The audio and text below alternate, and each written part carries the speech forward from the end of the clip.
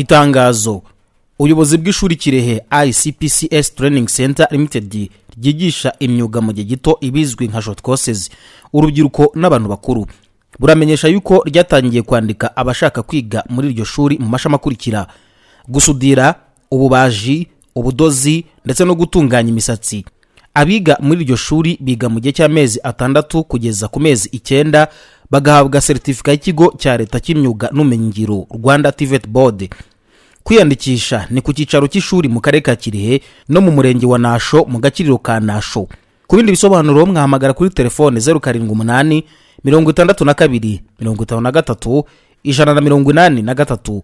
Hari kandi na Mpanga mu gakiriro ka Mpanga, naho mushobora guhamagara kuri 078 52 48 066.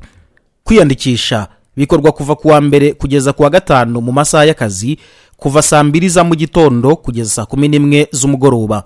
Ukeneye ibindi bisobanuro wahamagara kuri nimero telefone igendanwa 0782 43 21 10. Hari kandi na 0788 26 50 69 5. Mungarakarama Samweli, umuyobozi w'ishuri Kirehe ICPCS Training Center Limited, ni washyize umukono kuri itangazo.